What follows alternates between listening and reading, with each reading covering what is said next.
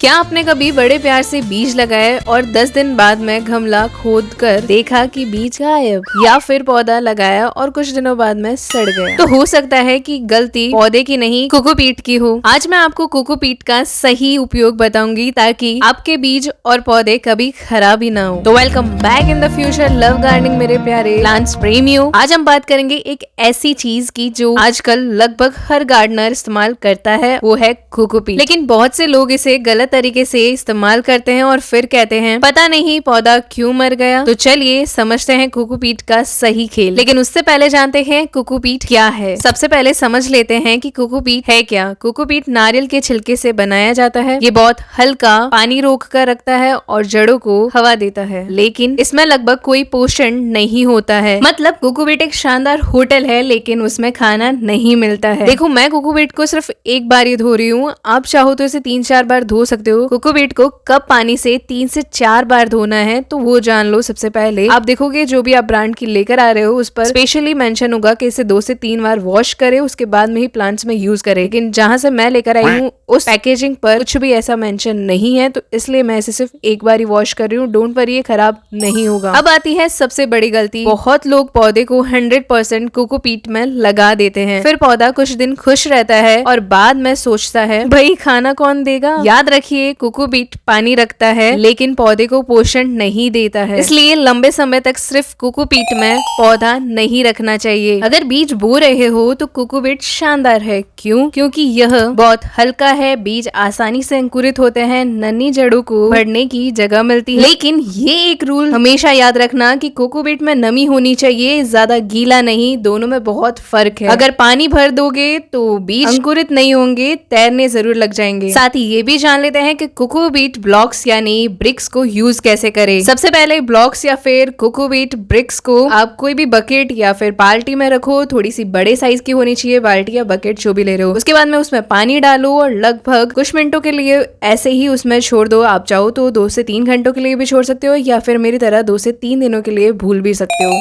लेकिन इसे 2 से 3 दिनों के लिए भूल जाओगे तो इसके अंदर ऐसे ही जालियां बन जाएगी और कलर भी इसका डार्क हो जाएगा। लेकिन डोंट वरी, ये कोई भी आपके प्लांट्स के लिए हार्मफुल नहीं है। आप इसमें आसानी से सीड्स या फिर प्लांट्स की कटिंग लगा सकते हो। कुछ ही मिनटों में ये फूल कर कई गुना बड़ा हो जाएगा। और जो फर्स्ट टाइम देख रहे हैं यानी न्यू गार्डनर्स है या फिर जो फर्स्ट टाइम कोकोपीट को यूज कर रहे हैं, वो सोचेंगे मैंने कोकोपीट खरीदा था, ये बादल कैसे बन गया। उसके बाद में 2 से 3 घंटों के बाद में या फिर 2 से 3 दिनों के बाद में आप इसमें से पानी को अच्छे से निकाल लो यानी निचोड़ लो, और उसके बाद में दूसरे कंटेनर में स्टोर करके रख सकते हो, या फिर कोई भी प्लांट्स लगाने के लिए सॉइल मिक्स बना सकते हो। लेकिन इस छोटी सी बात का ख्याल जरूर रखना, कोई भी इसमें बड़े बड़े टुकड़े नहीं होने चाहिए। सारे कोकोपीट ब्रिक्स को छोटे छोटे पीसेस में तोड़ लेना। फिर अगर सॉइल मिक्स की बात करें तो उसमें आप यूज कर सकते हो। मेरा पर्सनली ये एक्सपीरियंस है कि आप 40% कोकोपीट लो, उसके बाद में 30% सैंड या रेत ले सकते हो, या फिर गार्डन सॉइल 10 से 20% कोई भी कंपोस्ट यूज कर सकते हो, या फिर आप दूसरा सॉइल मिक्स भी इस्तेमाल कर सकते हो जिसमें है 40% गार्डन सॉइल, 30% कोकोपीट और 30% वर्मी कंपोस्ट। इन तीनों को अच्छे से मिक्स करो, उसके बाद में इस्तेमाल करो। या फिर तीसरा सॉइल मिक्स ये भी है जिसे आप ऐसे कह सकते हो 1-4 है, बहुत अच्छे से याद भी रहेगा आपको।